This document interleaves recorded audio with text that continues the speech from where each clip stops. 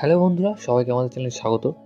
তো এই ভিডিওতে আমি রিভিউ করব বেবি জন মুভিটি। তো চলুন আর সময় নষ্ট না করে ভিডিওটি শুরু করা যাক।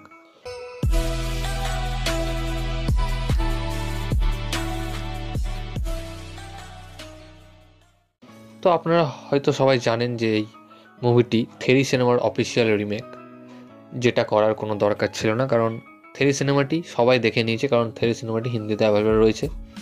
তাও এই অরিজিনাল সিনেমার অর্থাৎ থেরি সিনেমার যে ডাইরেক্টর আটলি, তারই যে অ্যাসিস্ট্যান্ট কালেস এই মুভিটি ডাইরেক্ট করেছেন।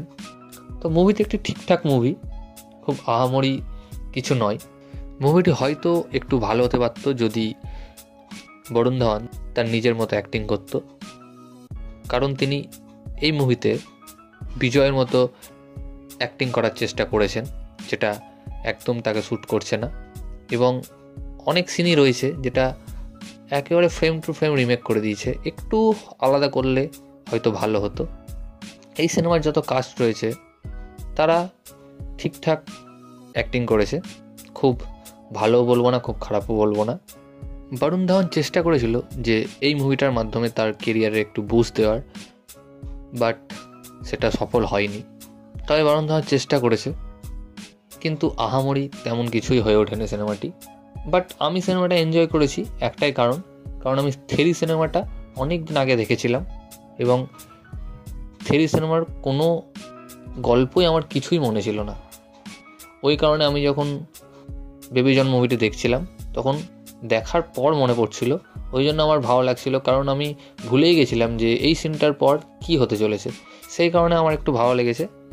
কিন্তু রিসেন্ট যারা বেবি জন দেখার আগে থেরি সিনেমাটা দেখেছে বা থেরি সিনেমার গল্প মনে আছে, তাদের তো ভালো লাগবে না।